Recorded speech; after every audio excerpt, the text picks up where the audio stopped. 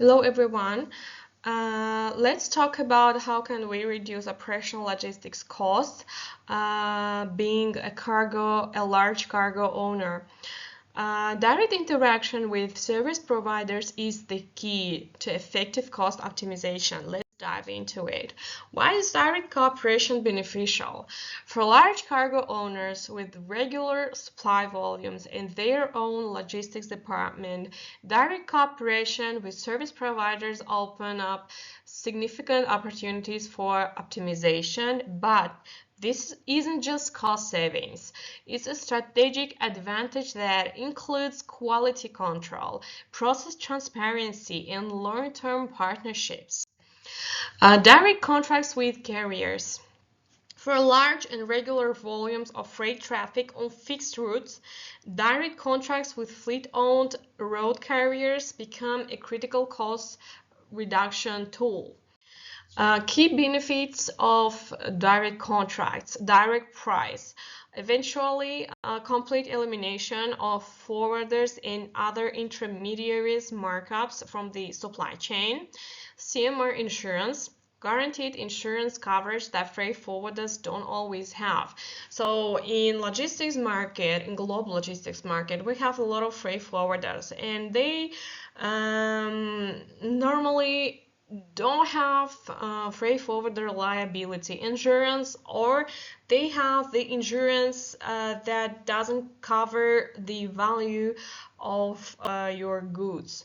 So basically, if you're interacting with a direct actual carrier, you have direct access to the CMR insurance that the actual carriers are obliged to have. Online tracking, direct access to cargo geolocation via GPS apps. Normally, if you're working through a freight forwarder, he will not give any access to such information directly to you. He will control it himself, but he will not give you access to that. So if you're working yourself directly with actual carrier, the carrier will give you access to that information. Flexible terms, possibility to negotiate additional discounts. Of course, if you're having a freight forwarder between you and your actual carrier who carries your goods, you cannot discuss discounts directly, and you have no clue on the discounts that the freight forwarder could negotiate. So basically, you cannot know the real price that the freight forwarder could negotiate, because he will use it to add his margin. So that's why if you're working directly, you can really know the real price. Multimodal transport direct cooperation. For large volume multimodal shipments, the most effective model is same direct cooperation with the shipping lines, seaports, and seaport subcontractors.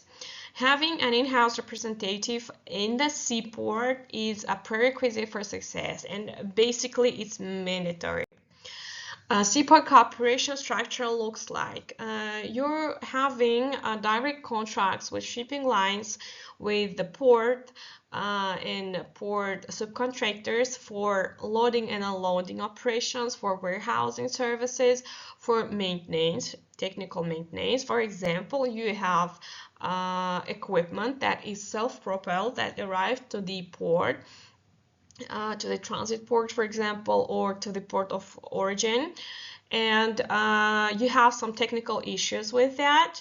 So basically, you can have a technical maintenance to help you with it with no added values if it's a direct contract. And also, for example, for the same self-propelled units arrive to the port in dirty condition, you will be required to hire a washing service. So if you're having direct contract, it's not an added value price, which is good for you. Customs broker at the seaport, a personal representative to protect your interests and promptly resolve issues, not only promptly but also immediately, so you don't lose money, don't lose time, don't have any restrictions, don't have any fees, additional fees. Direct booking.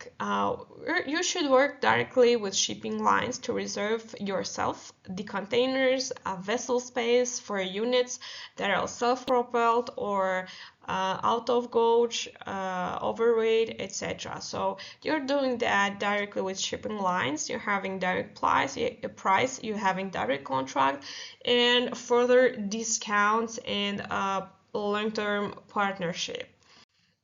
Savings versus risks, finding the balance.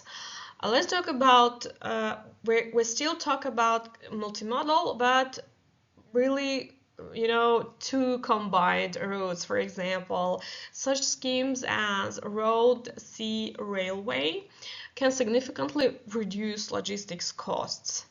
However, such solutions require individual analysis based on commodity type, commodity quantity, commodity package type, commodity value, because it increases transit time, like 2 times at least. It requires multiple transshipments on the way. That increases risks of cargo damage on the way.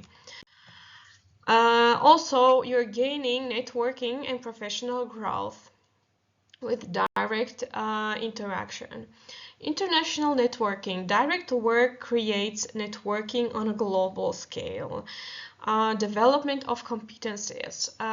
Since you have your own logistics department that coordinates the whole operation with the direct service providers, it's a colossal experience for the growth of the logistics department.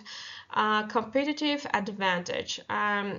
You're gaining expertise, and that becomes a strategic asset for your company. Key performance indicators. Let's switch to the actual digits that you might have. Cost reduction from 15 to 25% of cutting costs. That's actually an average in saving when switching to direct contract with carriers. 100% transparency, full control over processes and cargo location, acceleration of processes. Since you have direct communications, since you have a direct broker in the port, you're able to accelerate problem solving with direct communication and immediate solving. So next steps.